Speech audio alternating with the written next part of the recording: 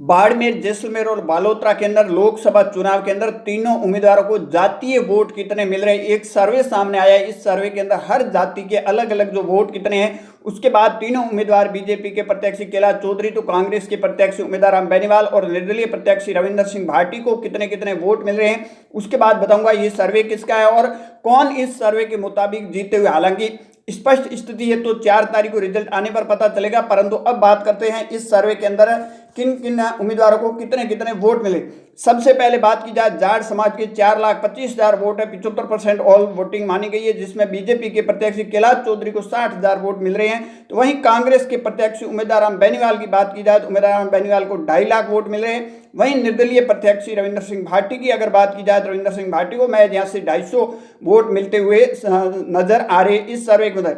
अगली बात की जाए तो राजपूत समाज के 2.5 लाख वोट है, ऑल वोटिंग की बात करें 75% है। यहाँ बीजेपी को 5,000 मिल रही है तो कांग्रेस को 400 वोट और वहीं निर्दलीय को 1,77,100 वोट रविंदर सिंह भाटी को मिलते हुए नजर आ रहे हैं राजपूत समाज के। उसके बाद अगली बात की जाए मुस्लिम समाज के 2.5 लाख वोट है, 75% वोटिंग है, बीजेपी को यहाँ 0-0। वहीं कांग्रेस के प्रत्याशी उम्मीदवार राम बेनीवाल को 1 लाख वोट मिल रहे हैं। तो वहीं निर्दलीय प्रत्याशी रविंदर सिंह भाटी की बात की जाए तो इस सर्वे के मुताबिक 82,500 वोट वो निर्दलीय प्रत्याशी को मिल रहे हैं। यहाँ बीजेपी को 0-0 मुस्लिम मतदाता का वोट मिल रहा है, 2.5 लाख वोट है और ऑल वोटिंग की बात करें 75। उसके बाद अगली बात की जाए मेघवाल समाज के 2,80,000 वोट है, 75% वोटिंग हुई है ऑली और इसमें 50,000 बीजेपी के प्रत्याशी को मिल रहे हैं। तो वहीं कांग्रेस के प्रत्याशी उम्मीदवार राम बेनीवाल की बात की जाए 1 लाख वोट मिल रहे हैं। वहीं निर्दलीय प्रत्याशी रविंदर सिंह भाटी की बात की जाए 54,400 वोट है वो मिलते हुए नजर आ रहे हैं। यहाँ अगर देखा जाए तो ज़्यादा डिफरेंस नजर नहीं आ रहा है। उसके बाद अगली बात की जाए राजपुरोही समाज के 70,000 वोट है, इसमें 10,000 वोट बीजेपी को मिल रहे हैं तो कांग्रेस के प्रत्यक्ष उम्मीदवार राम बेनीवाल को 0 है। और वहीं निर्दलीय प्रत्याशी रविंदर सिंह भाटी की बात की जाए तो 41,100 वोट इस सर्वे के मुताबिक मिल रहे हैं। और यहाँ 70,000 में ऑल वोटिंग की बात की जाए 75% वोटिंग मानी गई है इस सर्वे ने। उसके बाद अगली बात की जाए कुंभार समाज के 1.5 लाख वोट है, जिसमें 59,500 वोट बीजेपी को मिल रहे हैं तो कांग्रेस को यहाँ 0-0 है। और वहीं रविंदर सिंह भाटी की अगर बात की जाए तो रविंदर सिंह भाटी को यहाँ से 50,000 वोट मिल रहे हैं। अगर बीजेपी और रविंदर सिंह भाटी की बात की जाए तो बीच में सिर्फ 9-9,500 का जो गैप है वो आपको देखने को यहाँ मिल रहा है कुंभार समाज के 1.5 लाख वोटों में।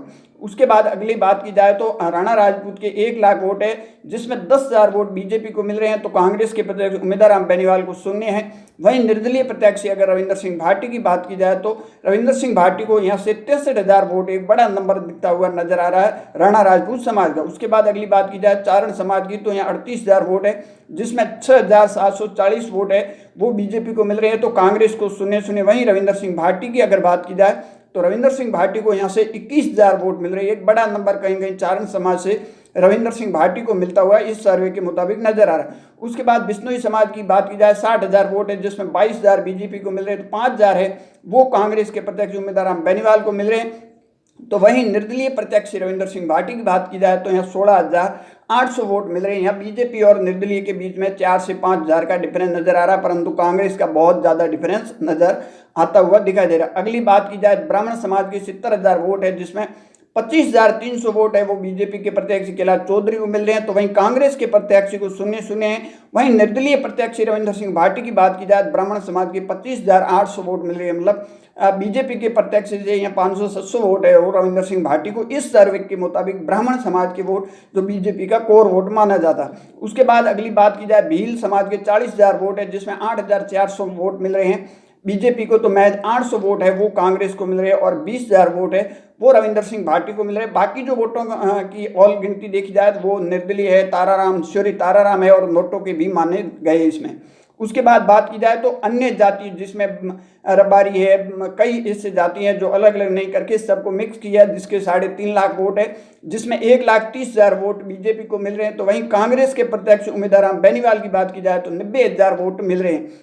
और अगर रविंदर सिंह भाटी की यहाँ बात की जाए तो रविंदर सिंह भाटी को महज 35,500 वोट मिल रहे हैं। इसमें तमाम जो जाति सर्वे में नहीं बताई गई अलग अलग वो जाति इनमें इंक्लूड कर दी गई है, जैसे रबारी समाज है, जैन समाज है, इस तरह के तमाम जो समाज है रहे हुए उन सभी को इस 3.5 लाख के अंदर इंक्लूड कर दिया। यहाँ बीजेपी का एक बड़ा नंबर कहीं कहीं दिखाई दे। अब इस पूरे सर्वे की जो टोटल है वो भी सामने आ गई है, और इस टोटल के अंदर तीनों उम्मीदवारों को कितने कितने वोट मिल रहे हैं वो भी मैं आपको बता देता हूँ। कैलाश चौधरी को 4,32,400 वोट मिल रहे हैं, तो वहीं कांग्रेस के प्रत्याशी उम्मीदवार बेनीवाल को 5,48,000 वोट मिल रहे हैं, तो वहीं निर्दलीय प्रत्याशी को 6,14,000 इस सर्वे के मुताबिक मिल रहे हैं। इस सर्वे के मुताबिक 65,000 वोट से रविंद्र सिंह भाटी आगे।